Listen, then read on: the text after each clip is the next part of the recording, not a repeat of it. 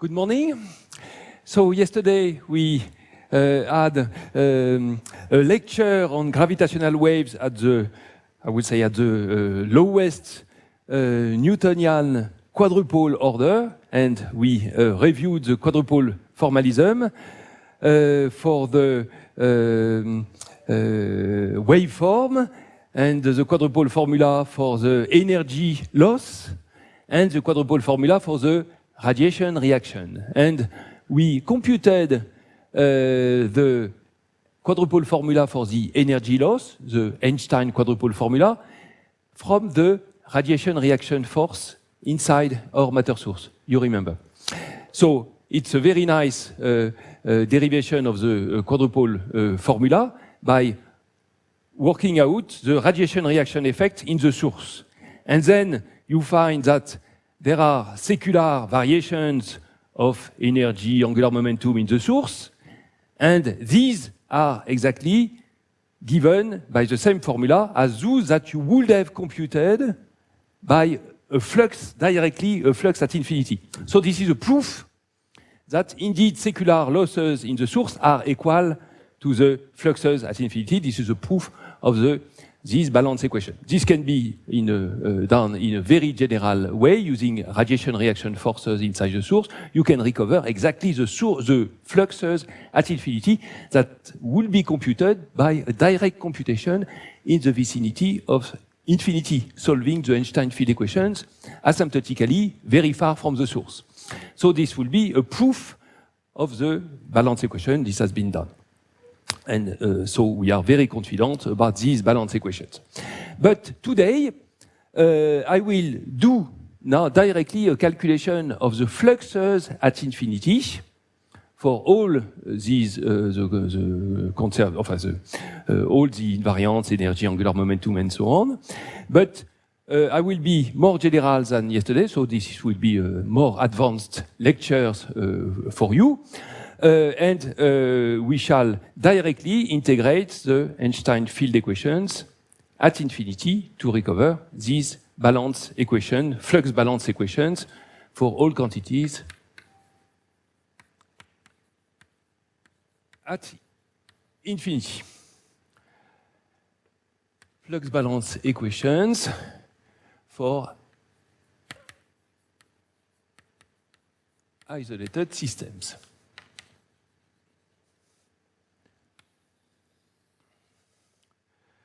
So we shall write the Einstein field equation, now without any approximation, in the form that is now very familiar to you.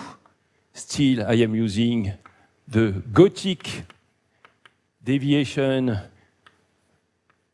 of the metric with respect to the flat metric. And my box operator acting on H is equal to 16 pi g over C4 times tau mu nu. And tau mu nu is a pseudo stress energy tensor of matter and gravitational field, given explicitly by module of the determinant of the metric, the matter tensor, plus all non-linearities in the source of gravitational waves that are given by this term, which is at least quadratic in H. The structure of this term is H d square H plus dH dH. This will be the quadratic piece. And then there will be H dH dH cubic, and so on.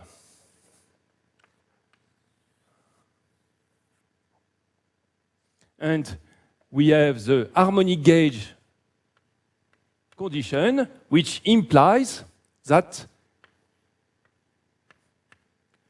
the pseudo-tensor satisfies the usual conservation law with ordinary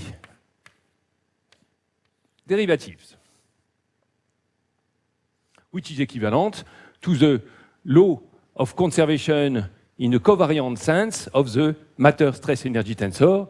And as you know, this is equivalent directly to the Einstein to the Einstein field equation using the Bianchi identity. So we have an harmonic coordinate system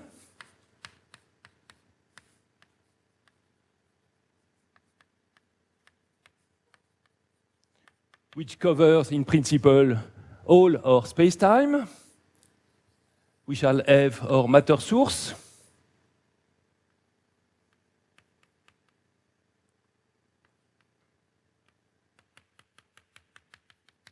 and I am going to use the usual compactification of the infinities very far from the source with the future infinity Scri plus, the space-like infinity I naught, the past null infinity Scri minus, and the past infinity I minus, and I have also I plus here.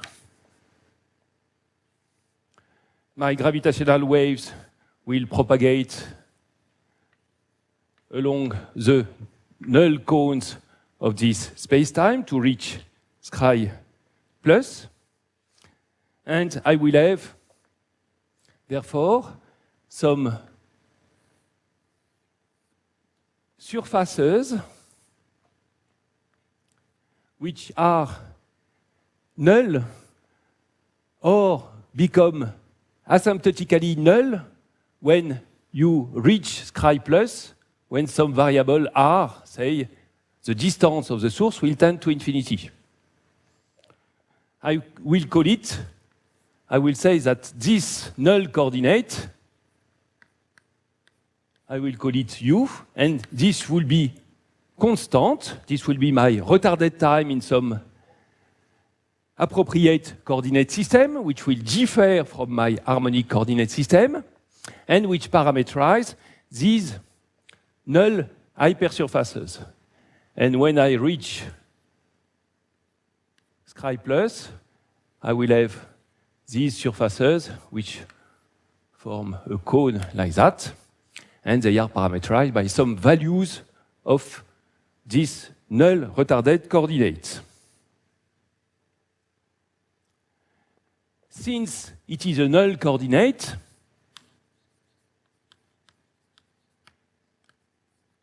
this means that g mu nu, g mu, d nu u is equal to 0. And u will differ from the t minus over r over c of harmonic coordinate systems, of harmonic coordinates.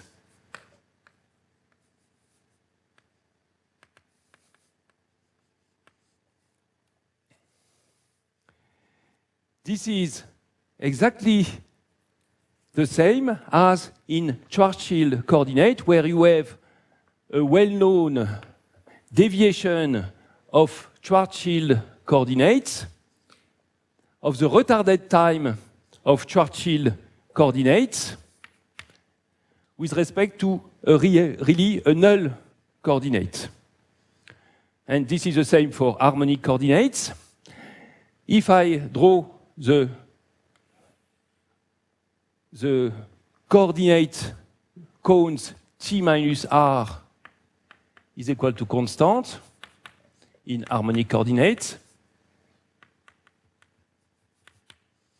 these will differ, will deviate from the true light cones. U is equal to constant, and the difference is a famous logarithmic deviation, which is exactly the same as the so-called tortoise deviation in Churchill metric that you have probably seen in the last courses last week on the Churchill metric. And we have that T minus R, or rather the null coordinate U, will be given by T minus R over C. Okay? And there is a deviation which is given by 2G M over C square, where M will be the mass of my source, and the logarithm of R divided by a constant, and clearly this constant is completely irrelevant because this is just a choice associated with the choice of the origin of time of my harmonic coordinate system. And this will be true asymptotically when R tends to infinity.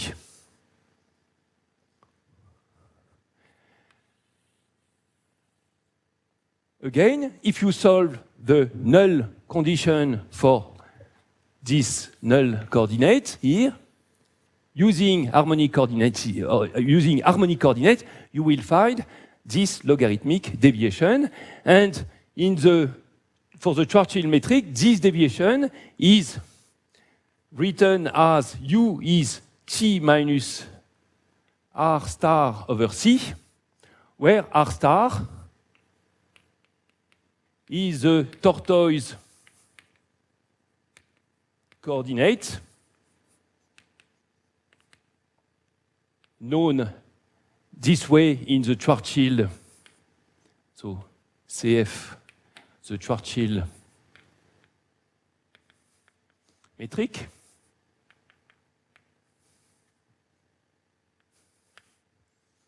Which is R plus 2gm over C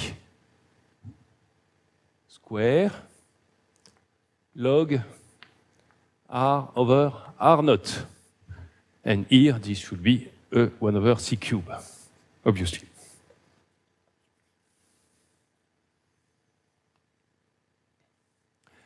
So, we shall now integrate the conservation law of the pseudo-tensor.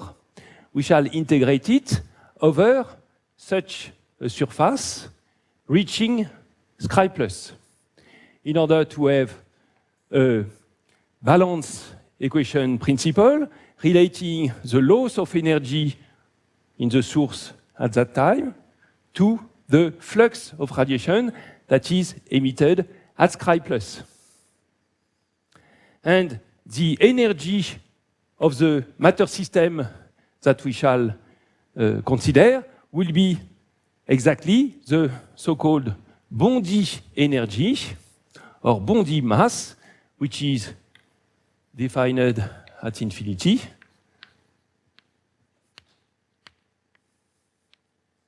Which was defined in the 60s by many people, including the paper by Bondi, Vandenberg, and Metzner at infinity, using by solving the Einstein field equations near Scri plus. And when times goes to minus infinity, when you go to the initial state of your system, the mass of the source will become the initial mass of the source before the emission of gravitational waves, and this mass, Bondi mass, will tend to a mass that is defined at I naught, space infinity, which is the ADM mass of your system, which is actually the ADM mass of the space-time enclosing the matter sources plus the gravitational field. This is the total mass energy in your space-time, including the matter and the gravitational waves. So we shall establish the law of variation of this Bondi mass in terms of parameters of the source. Since we want to integrate the conservation law along these null surfaces, I will perform a change of coordinate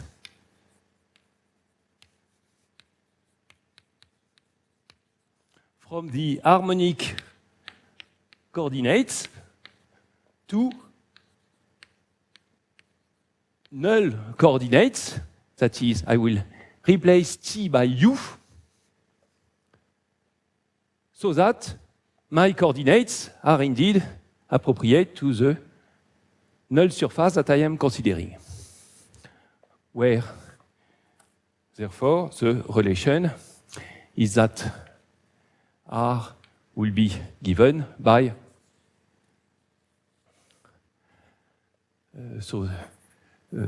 U will be T minus R star over C, where, as I said, R star is R plus 2gm over C square log of R.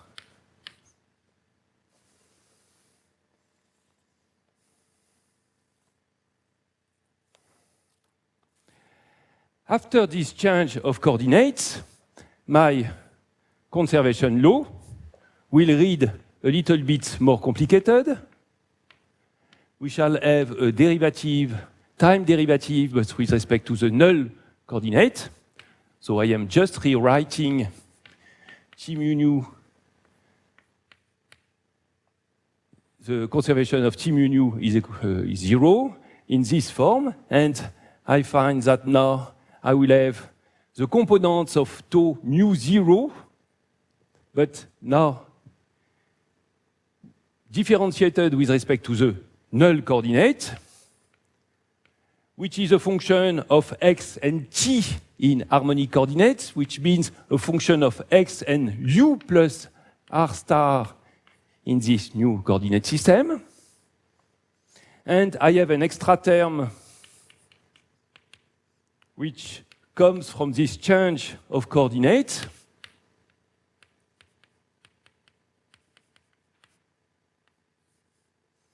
where I have introduced the a vector which is a gradient of my tortoise coordinates. And in the right-hand side of which, or I will put it in the right-hand side, yes, by saying that it is now the partial derivative of x, but keeping u constant in this new coordinate system of tau mu I of x and u plus r star. So this is exactly my conservation law in this new coordinate system.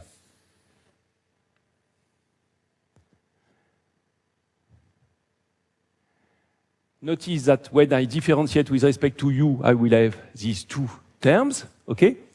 But when I differentiate with respect to I will have to differentiate with respect to x and also differentiate with respect to the tortoise coordinate in the new coordinate system.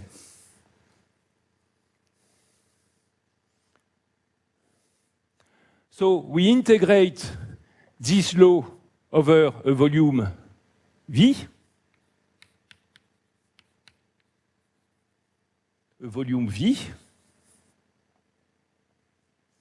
which will be a volume like that, and reaching asymptotically scribe plus. And the boundary of this volume will be a surface at infinity, say S, which will be the boundary of V. And asymptotically, this boundary of my volume will reach scribe plus when R tends to infinity. If I integrate over x in this volume, then I will get an integral d3x over v of the left-hand side of my conservation law And this will be equal to the integral of the right-hand side. But now I have a pure divergence on the right-hand side, which will be my integration over V, and this will be a surface term. And this surface term will be equal to minus the integral over my surface S at infinity of the surface element dSi of my surface at infinity of the integrand. So I will have a surface element that will be given by the choice that we make for this surface at infinity. And in the case of just a sphere, say a coordinate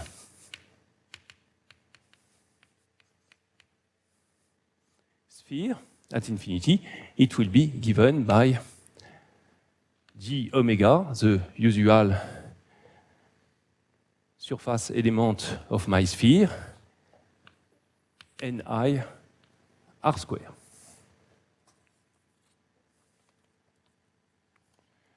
So by doing that with this law, I obtain immediately some explicit balance equation for momenta. Namely, I obtain that dpi over du, which will be the integral over that, will be given by, or may even, I will write a 4 momentum. It will be given by minus an integral over my surface at infinity of dSi. And now I have the pseudo tensor mu I computed at x and u plus r star.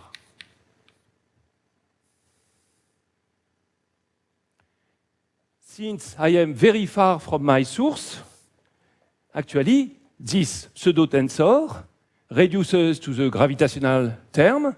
The matter term is 0, and this will be nothing but the pseudo-tensor of the gravitational waves far from the source. So I write it in that way. And the expression of the 4 momentum is directly read from that expression, and this is given by integral over my 3 volume V of tau mu 0 minus n star I tau mu I, and all that computed on my volume, that is for integrated for x on the volume and on time, which is u plus this correction r star, which is absolutely necessary in this context. And notice that here the pseudo-tensor will include, of course, at the dominant order, the matter contribution, and there will be contributions from the gravitational field for this definition of the 4 momenta, which will be just the energy of my source and the ordinary 4 momenta. And the energy, as we say, should be equivalent to the Bondi mass defined at infinity in the work that I was mentioning. So similarly, you can also write balance equations for angular momentum and linear momentum. Linear momentum, we did it, but for angular momentum. So, for angular momentum,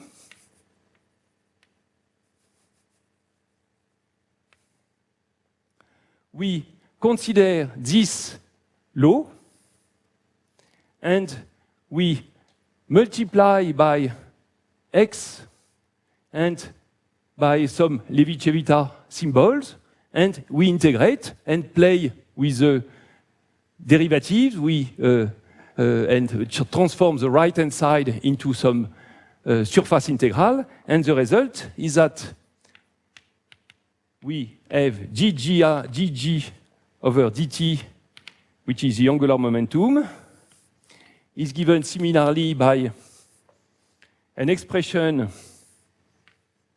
which is a flux, dsl xj tau gravitational wave, KL, and U plus R star,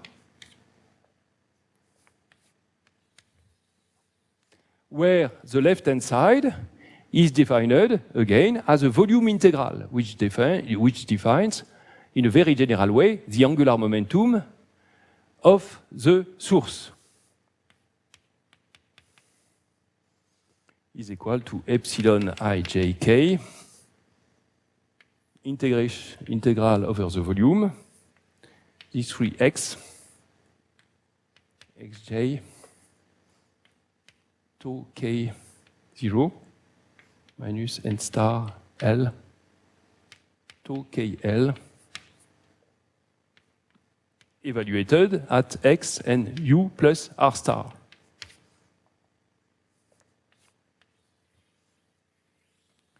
Which is the angular momentum and the Bondi type angular momentum of the source,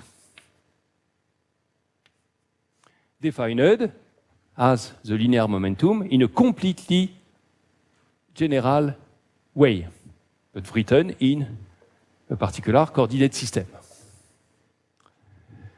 Yes?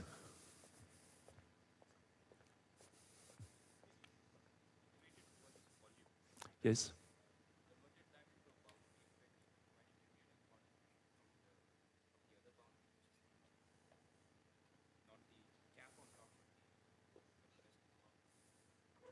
So what is that?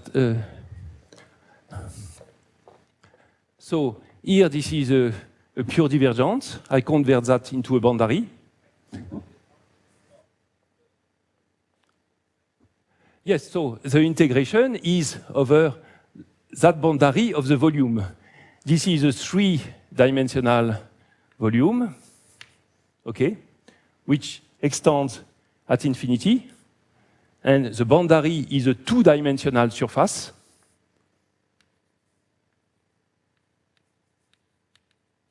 Which could be just a sphere, an ordinary sphere at infinity surrounding my matter source.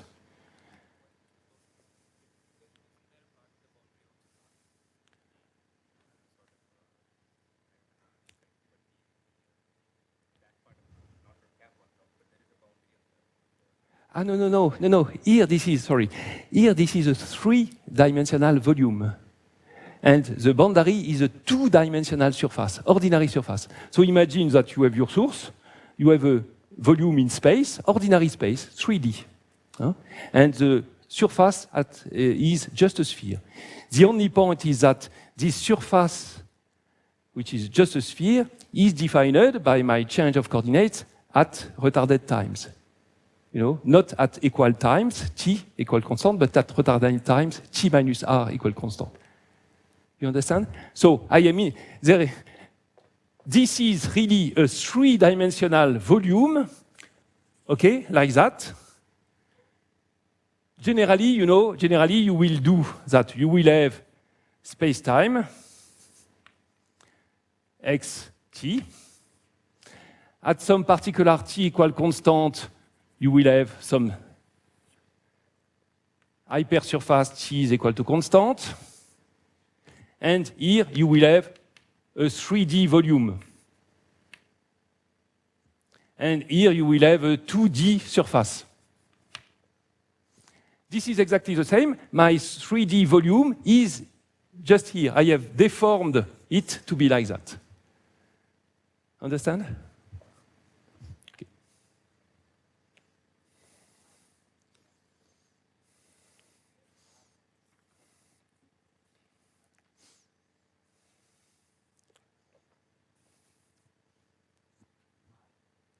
So I will.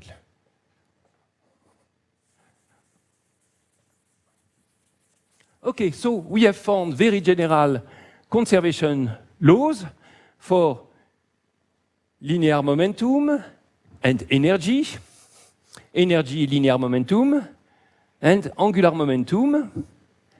But we remind that for an isolated system, which is a conservative system, for instance, if you neglect gravitational waves, there will be not only the energy, linear momentum, angular momentum, but also the position of the center of mass. This corresponds to the 10 invariants of the Poincaré group, and these 10, among these 10 invariants, so the energy is associated with invariants with respect to time translations and so on, and the invariant which is missing here is the invariant of the center of mass position. For if you neglect gravitational waves, the center of mass position will move linearly with time, and it will be given by the linear momentum, the constant linear momentum when you neglect gravitational waves, plus a constant which will be the initial value of my center of mass. And this is the invariant associated with the invariance under Lorentz boost.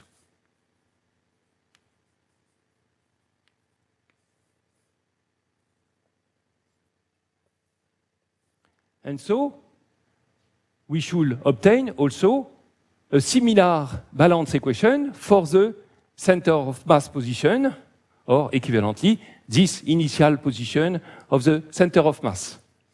And this is very easy to do from the same formalism. And what you find is that the center of mass position, when you turn on gravitational waves, will vary and will evolve also in a similar way. And you obtain the variation of the center of mass, with respect to the null retarded time, which will be given by pi. And then, again, there is a flux, which is, again, an integral over the two-dimensional sphere at infinity, which is given by, again, xi to gravitational wave 0j. And there is also a correction term, which involves the tortoise coordinates, r, times gravitational waves, ig. And as before, all that is to be computed at xt, but t in the new coordinates is u plus r star.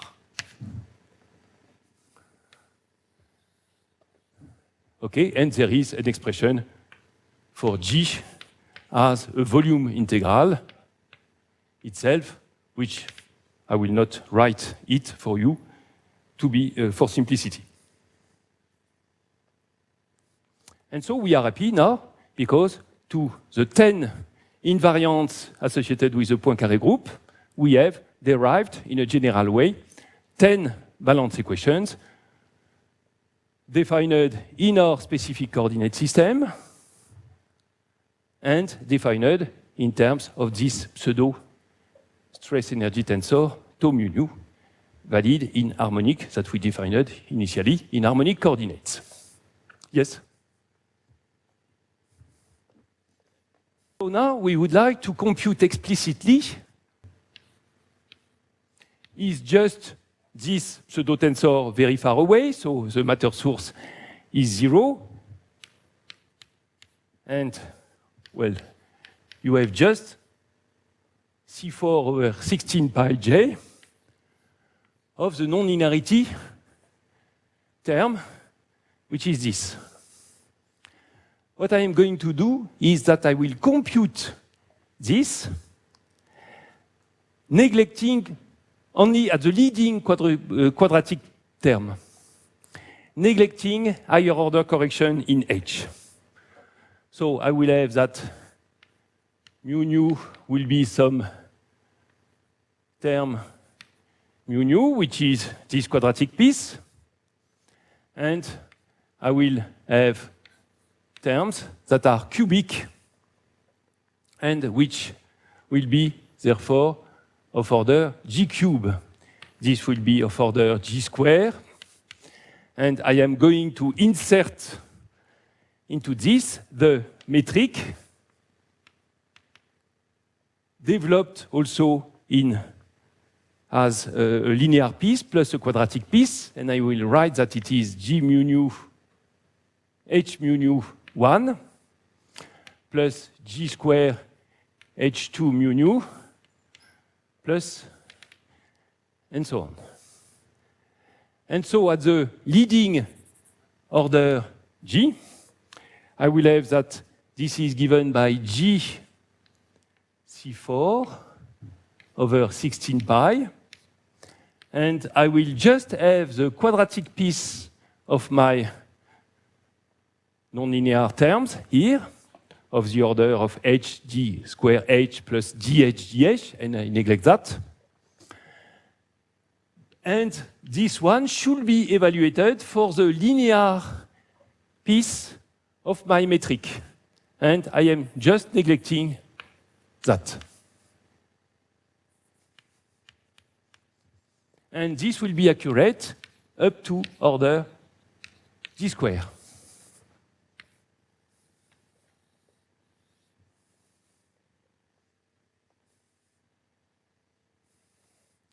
Now the linear part of my metric, this H1, will satisfy very simple equations.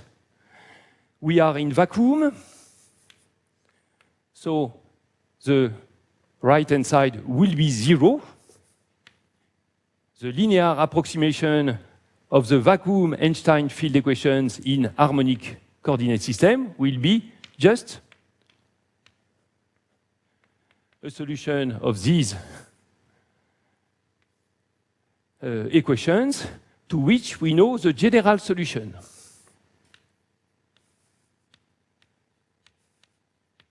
Solution of the linear Einstein field equations valid outside the matter source can be parameterized in a very general way by source multiple moments.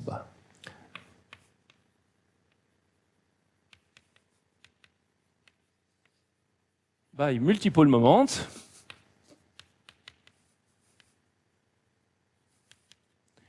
there will be a mass type multiple moment denoted by IL of t, where L is a multi-index composed of L spatial indices. E1 is equal to 1, 2, 3, and so on. Multi-index with L indices. And I will have also a current type multiple moment, JL of t.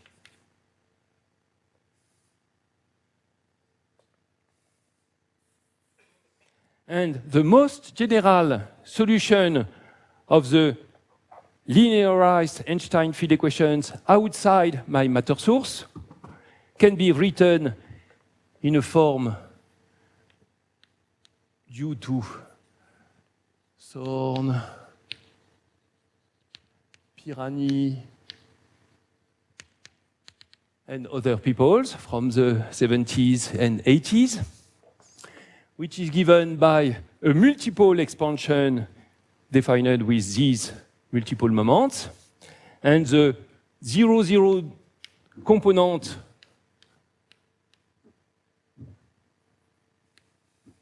of the solution reads as a multipolar expansion from L is equal to 0, which will correspond to the mass up to infinity, of -1 to the L's power divided by factorial L, a multiderivative acting on these multiple moments evaluated at retarded time t minus r.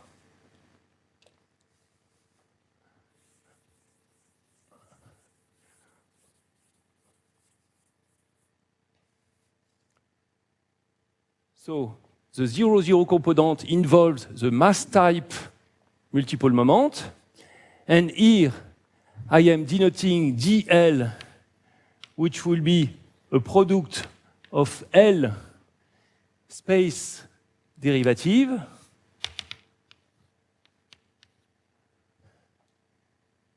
where L is my, capital L is my multi-index, and each of the space derivative is, as usual, the ordinary spatial gradient.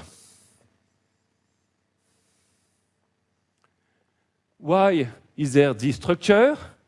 As you know, this is trivial that a monopole solution of the wave equation is just a function of t minus r divided by r, which is 0 outside the origin.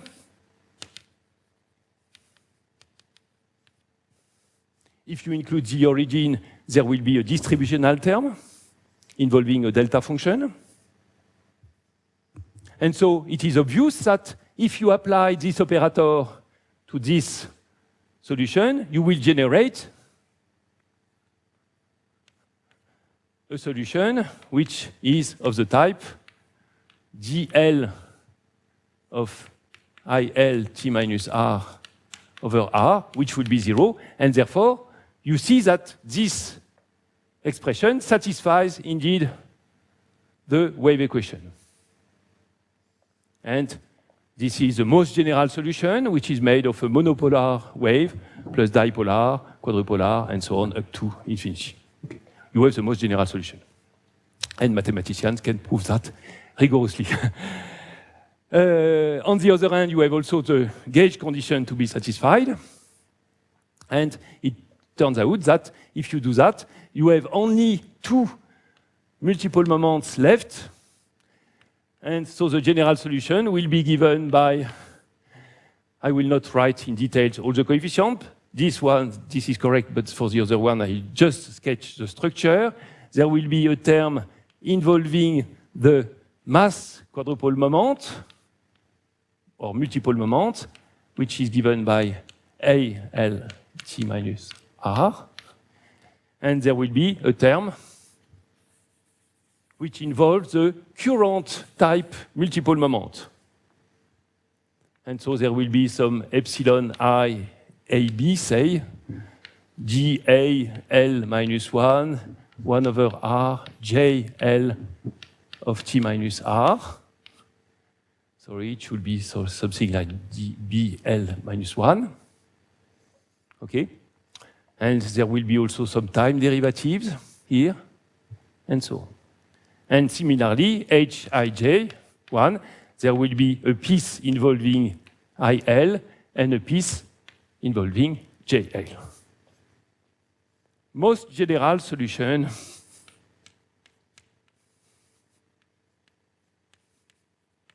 of the linearized Einstein field equations in vacuum. Yes?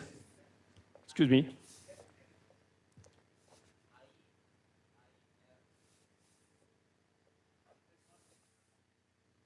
So it should be IJL.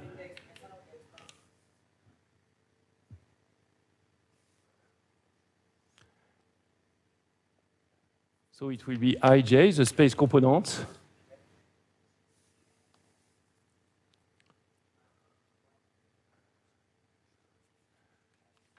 Do you? So it's a solution of the wave equation. Ah, yes. Sorry. Time derivative of that. 1. So this is DIL over dt evaluated at t minus r. Okay.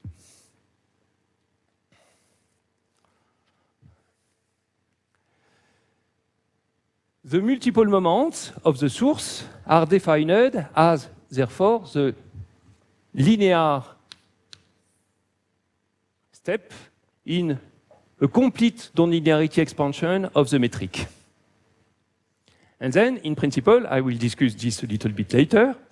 In principle, you can get corrections to that linear solution, and these corrections will be defined by solving the Einstein field equations, by including this correction on the right-hand side. And if you are able to do that, the corrections will also depend on the source multiple moments.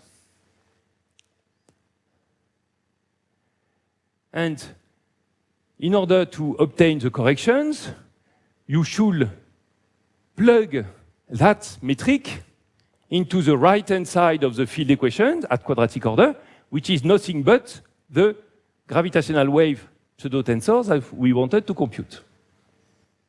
So we shall now plug that solution into this in order to obtain the gravitational wave pseudo-tensor. But on the other hand, we want to obtain the balance equation at infinity. The surface element at infinity will scale like r squared, and therefore you need here to control the term at infinity of order 1 over r squared in the pseudo-tensor. On the other hand, this will scale as r squared for the surface element, but there will be also a further x here. And therefore, you have to control here the term as order 1 over r squared plus the next order term 1 over r cubed. And you see that there is a danger here because there will be a divergent term in the flux proportional to r coming from the leading term here because this is r cubed here. A priori, this is divergent. And the same is true here. You will have, this will be r squared multiplied by r. And so you need to control the term 1 over r squared plus 1 over r cubed. And again, there will be a divergence that you have to worry about. In order to compute, to control the 1 over r squared and 1 over r cubed of my pseudo-tensor, I will write these as, say, some part Q2. Okay. So I will just write more precise notations. In order to control the 1 over r squared and 1 over r cubed in my source term here, I need to control the 1 over r term and 1 over r squared term in my linearized metric. So I need to control the 1 over r coefficient, which will be a function of n u, which is actually t minus r with this approximation, and then plus 1 over r square, some other coefficient, n and t minus r.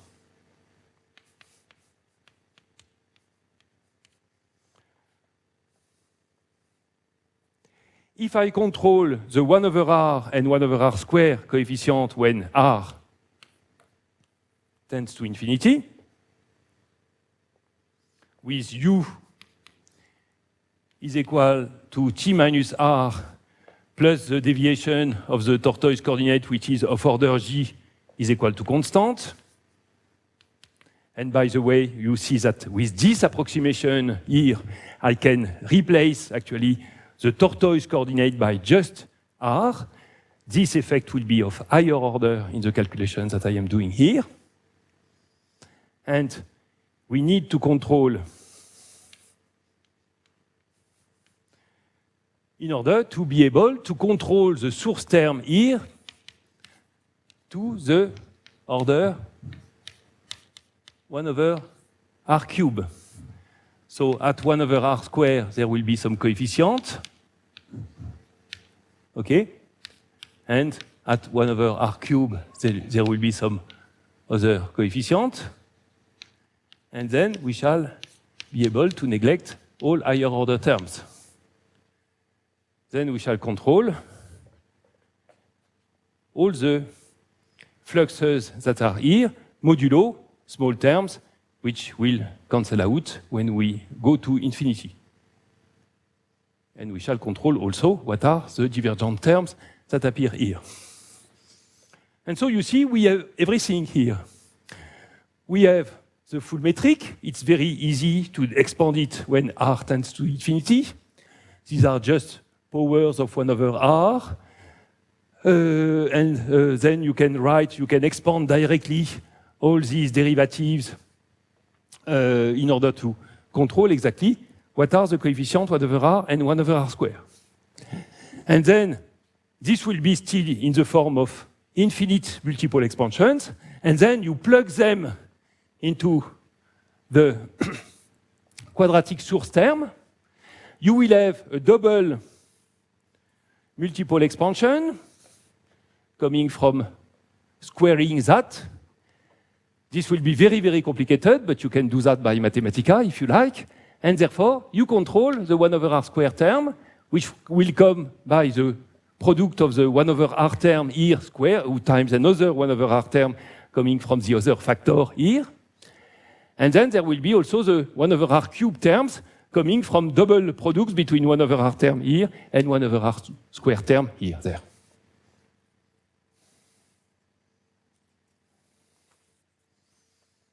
And so the fluxes, after that, when you do this calculation, you find that the fluxes can be completely expressed in terms of these objects.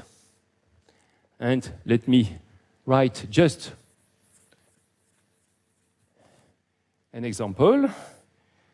For instance, dp mu over dt. And here I will integrate over a sphere at infinity.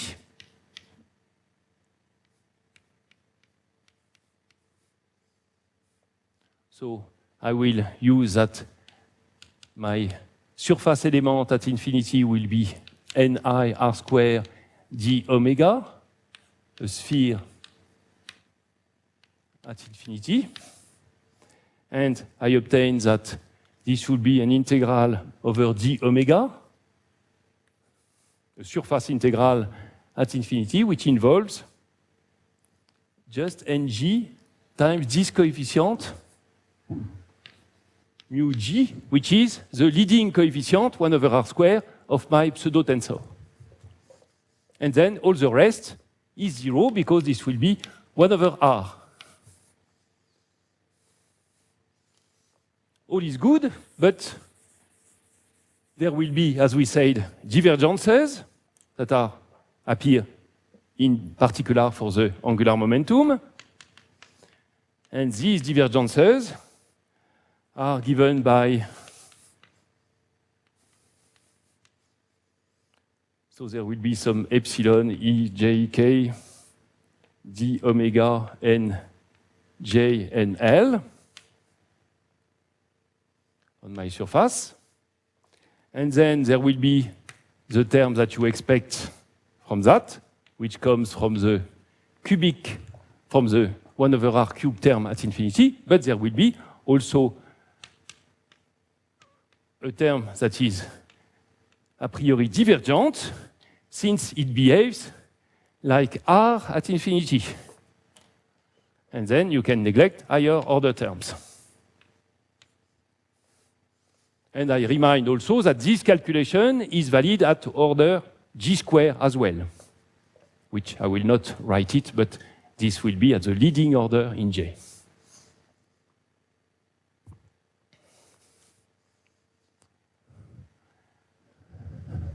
And when you do your complete calculations by Mathematica, certainly, with your double multiple decompositions inserted into that, then you control these coefficients, Q2 and R2, and then you plug them into these expressions and obtain the complete result. And you will find that all the divergent terms here and there will actually be zero after integration over the sphere. The angular average over a sphere is zero. So you find that the result is completely convergent and satisfying. And I will just show you a little bit of the results. And you recover the general multiple expansion of the flux of energy at infinity, which will be given by the sum from L equal 2 up to infinity. So this is a generalization of the Einstein quadrupole formula. And it is a quadratic expression in the time derivatives of the mass type source multiple moments, and there will be also a contribution from the current type multiple moments.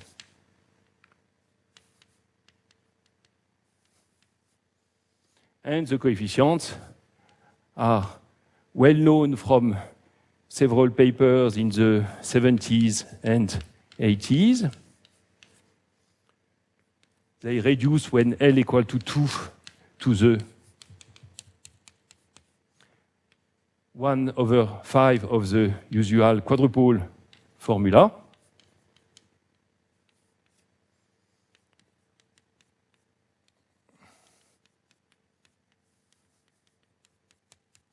And they are known, therefore, up to order any multiple approximation.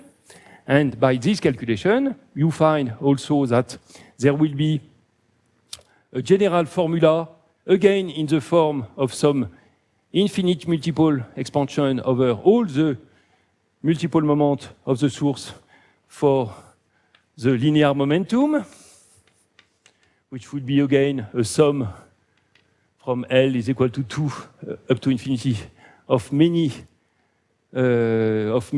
terms. This will be responsible for the recoil of the source. The linear momentum flux will be responsible after the passage of your gravitational, the emission of gravitational waves for a total recoil of the source. That has been computed by many papers for different types of sources, notably compact binary systems, but also other sources, such as supernovae explosions. And there will be also some flux expression for the center of mass. And this is given by a similar expansion, which involves many pieces, well, two pieces, pieces that are interactions between the mass type multiple moments together with some coefficient in front, similar to this one that I will not write. L plus 1 L, and there will be also a piece involving the current multiple moments. This is an expression which is similar to that one, which is well known and has been used for the computation, as I said, of the recoil, except that here in the linear momentum flux, there is also a coupling between mass type and current type multiple moments of this type, while this coupling is absent from the general expression for the center of mass. We did that with Guillaume Faye recently, and we were surprised because actually this form of the center of mass is never discussed in the literature. We always present expressions for the energy, linear momentum and angular momentum, while the center of mass is also very important. And so there are similar expressions for the center of mass as well.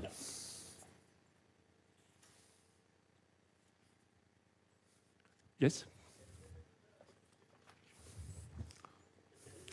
Yes? Well, yes, sorry, because now I am just assuming that, well, this is everything is at U. So these are expressions taken at U, and these are the derivative with respect to U. Okay. But when you give the flux, it's okay. So this is respect to the normal coordinate system. Okay. So I will, in the 25 minutes which remain, I would like now to... Yes? Yes?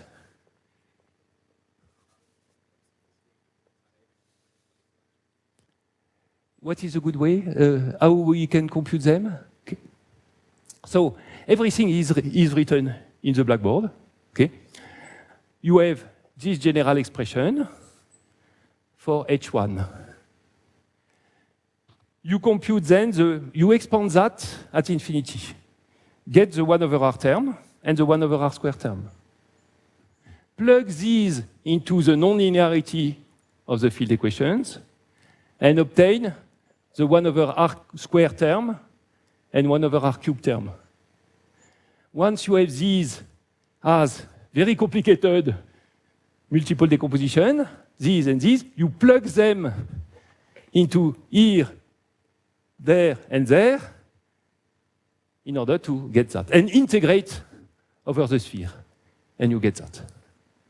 So, indeed, I want now to discuss the relation between these source multiple moments and the multiple moments that parameterize the waveform at infinity.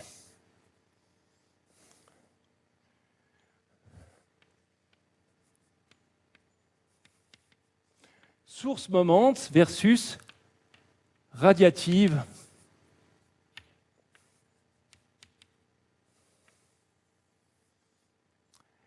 Indeed, you can proceed in another way, in a different way. You have the metric, and we computed in the form of a non-linearity expansion or post-Minkowskian expansion.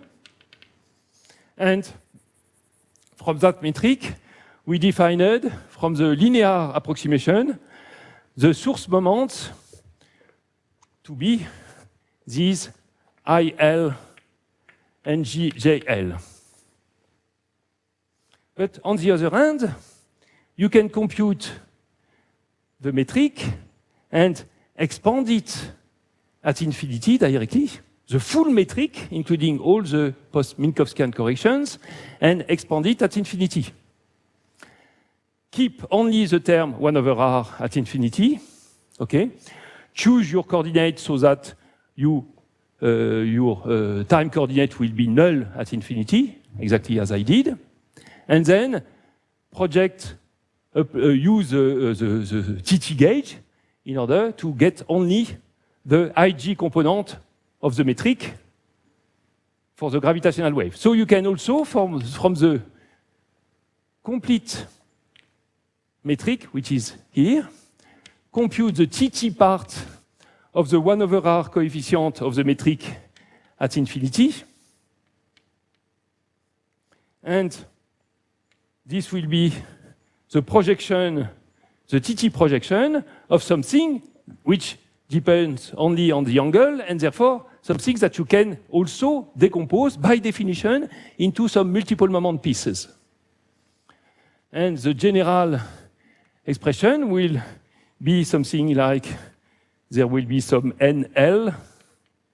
So NL minus 2 will be some NI, some product of unit vectors.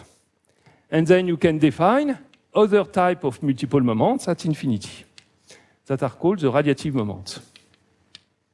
And then you will have also a piece V, which will be the radiative moments at infinity.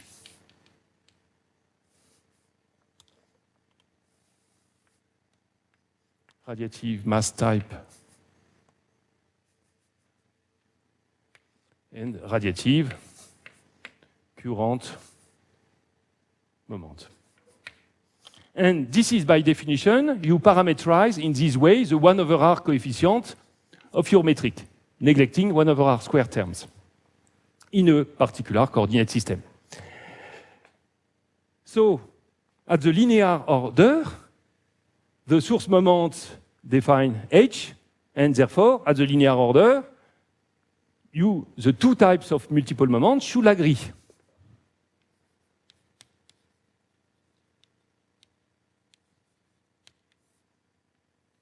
The radiative multiple moments at some generic time u is equal to the source multiple moment, and for the convention is that this will be the else time derivative of the multiple moments, and plus corrections of order G, which comes from the corrections that we would need to compute in order to correct the linear approximation and to derive correctly the full waveform and expand it at infinity to recover the radiative moments. And similarly, the current type multiple moment should agree with the source ones at linear order in G.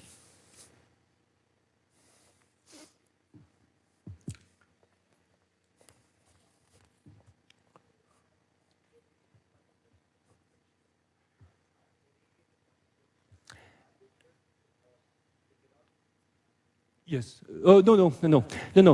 Garros-Chancel multiple moments, this is for stationary systems. They are defined at spatial infinity, not Scri plus. Okay. No, at Scri plus. Scri plus, yes. They are defined in the near zone of your source.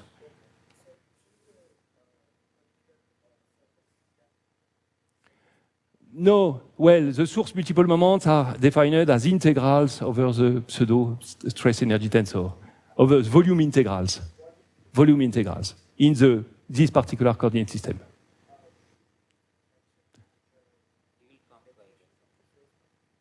Yes, so I can give you, I can tell you. So actually, you have this metric.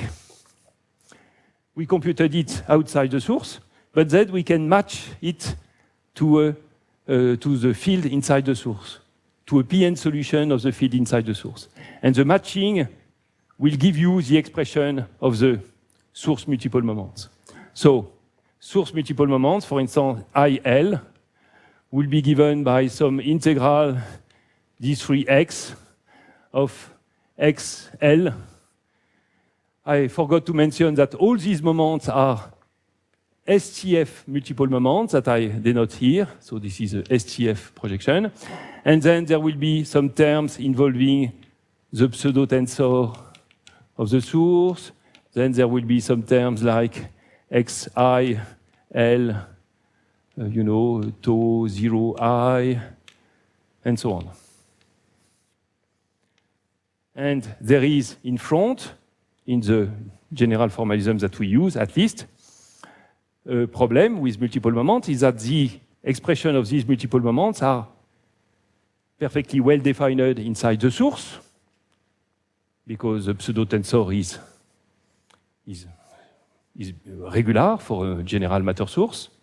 But because of these factors which grow like r to L at infinity, you have to, the source multiple moments are defined with a specific regularization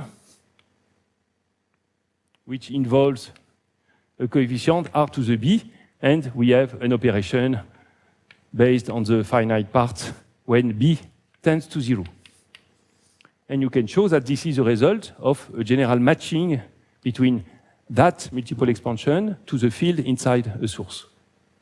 So these source multiple moments are known by, you have to use approximation method to compute them, Pn expansion and so on, but these are known as integral over the source, plus the gravitational field generated by the source. Okay. And then you have to add corrections to these that I am going to comment in order to get the radiative moment that are, and the templates of gravitational wave will be defined from the radiative moment at infinity. Okay. So I will now comment about this factor. Clearly, you need to solve the next order coefficient here in order to find the correction to the source moment. And this coefficient will be a solution of my post-Minkowskian approximation at second order. And the equation to be solved will be a wave equation in the right-hand side of which you have inserted the linear solution, which is given with full colors here.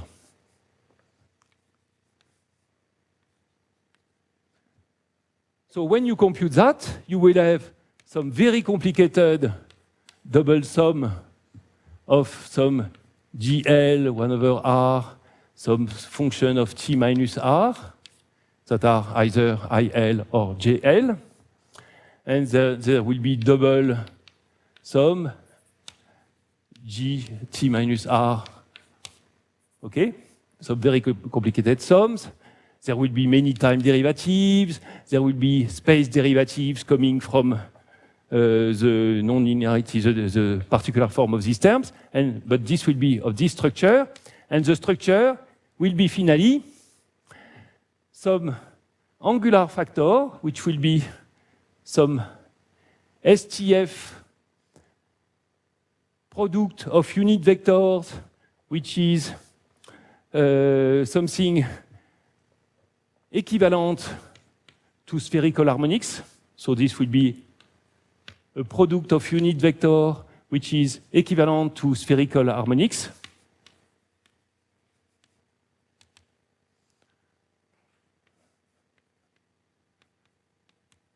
Where n will be the usual unit vector, and then you multiply many of these together and apply a STF projection on that. And in addition, you see that there will be plenty of powers of R coming from the derivations of these guys and multiply by some function of T minus R. And you have to integrate that.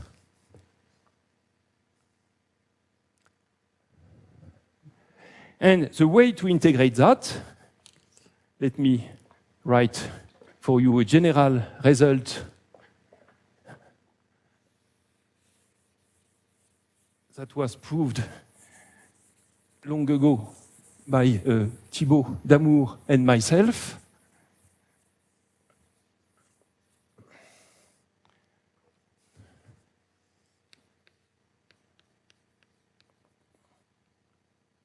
In the 80s. Is that so? Let S of R and U be a smooth source term of some wave equation, something like that, such that S of R and U tends to 0 when R tends to 0, and also space derivative, so I will say d over dr to some n powers. If I apply n derivatives with respect to R of this source, this tends to 0 when R tends to 0. So actually, you can imagine that this S of RU behaves like R to the some n power or n plus 1 power times some function of U, or some regular function of R and U, something like that. Namely, it tends very rapidly to 0 at the origin when R tends to 0. In that case, the solution of H, box H is equal to NL S of R and T minus R. So I am considering one piece of that, something like that, which I call S. And there will be the STF factor in front. And so this lemma will permit to integrate and to find the corresponding piece in H, which I am calling here HL, because it has L indices due to the source, is given by this solution by HL. It's a little bit complicated, but is given by HL, which depends on X and time, which will be an integral from minus infinity up to T minus R of ds. And there will be a derivative operator, but which is STF. So this is again dl, which is di1 dil, but I take the STF part of that, and this will be given by some other function R of two variables. And I am writing for you the full expression. T plus R minus S over 2 of S divided by R. So you see that the solution is given by some homogeneous solution of the wave equation, a retarded solution, and an advanced solution. And the difference between the two will be an homogeneous solution of the wave equation, which is regular when R tends to 0. It's a so-called antisymmetric solution of the wave equation. And I have my derivative operator, STF. So my NL STF will come in my solution a derivative operator acting on that solution. Okay? But this is no longer an homogeneous solution of the wave equation because there is this integration from minus infinity up to T minus R. And the result is indeed a solution of that equation, provided that that function R is related to the function in the source by R of Rs is equal to RL integral from 0 to R dx R minus XL L 2 over X L minus 1 S XS.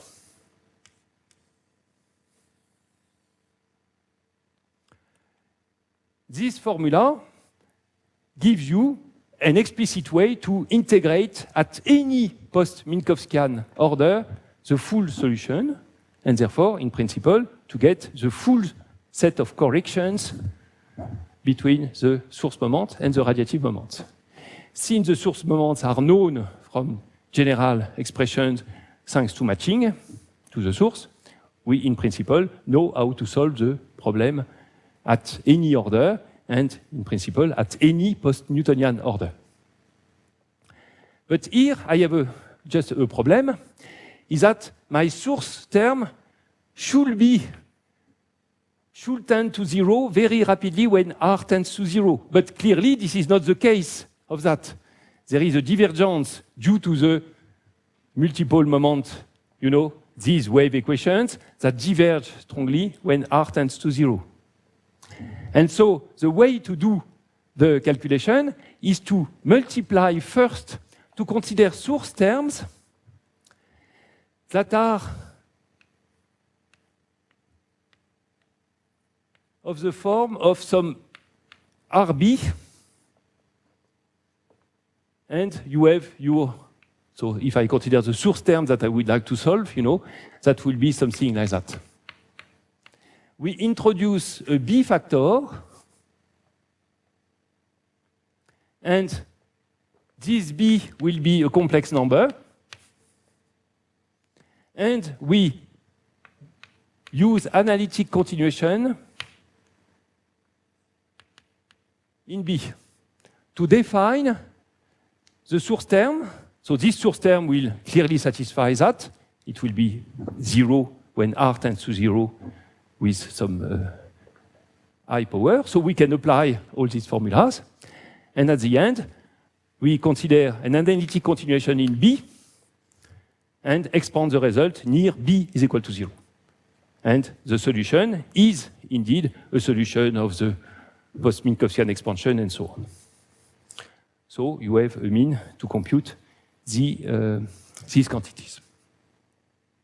And it is possible to do that at any post-Minkowskian order. And once you have done that, you can match to the source. And since you have this factor B that has been defined, that has been introduced to define properly the external field using your post-Minkowskian expansion, then the matching, you will recover it in the expression of the source moment. And it is here. And you discover at the end that this is very good because this moment, this factor, which was introduced to cure the divergences of the multiple expansion when R tends to 0, after matching, you find that this same factor now cures the divergences of the multiple moments at infinity, while this is perfectly defined in the source, but at infinity, this is divergent. But actually, there is this factor which is still present, which follows from all the matching, and this factor actually, finally, solves the problem of the definition of the multiple moments at any post-Minkowskian or post-Newtonian order in that way. And finally, since I will have 1 minute, I'd like just to sketch for you the result for the quadruple moment observed at infinity, which is the main moment that we need for the detectors, namely the quadruple moment, radiative quadruple moment, which will be given, therefore, by the source multiple moment, second time derivative, okay? And at order G, if you apply such formulas, you will find that at order G, there is a correction which is given by an interaction between the mass of the source and the quadrupole moment of the source. So there will be a log of u minus u prime divided by some u naught, say. And there will be the quadrupole moment of the source u prime. And there should be some 4 time derivatives. This is the 1.5 Pn correction. This is 1 over C3, that 1.5 Pn correction tail term. And this is exactly the same effect as the 4 Pn correction tail term in the equations of motion. 4 Pn is indeed 1.5 Pn plus radiation reaction tail term in the equations of motion, or in the Fokker-Lagrangian that we discussed the other day. Now, at order 1 over C5, you will have the memory term, du prime, which will be something like d u prime, so there will be I, j, k, k, symmetrization over ij, and time derivatives, which will be the 2.5 Pn memory, plus many terms that are just instantaneous, that is, that these are products of the multiple moments, okay? And then you can go in other way. Sorry, this term is still of order G, like the tail term. And then at order G square, it will be an effect at 3 Pn order. So this will be the 3 Pn tail generated by tail, which we call tail of tail. And it will be a product of G m square multiplied by, so there will be some, again, an expression like that. So there will be actually a log square plus a log time my moment, okay? And you can go, and for the moment, everything is complete up to the cubic m cube over C9, which is a 4.5 Pn. Therefore, tail of tail of tail, which will be an integral over, again, of the same type, minus infinity up to u, minus infinity up to u. And then there will be, as you can guess, a log cube plus log square plus log of the quadrupole moment. And so this will enter the waveform at 4.5 Pn order beyond the leading quadrupole radiation. This, for instance, has been done in a recent paper by Marchand, Tanguy Marchand, who was a student at IAP, Guillaume Faye, and myself. Okay, I think I will stop here. Thank you very much. And we shall take some questions.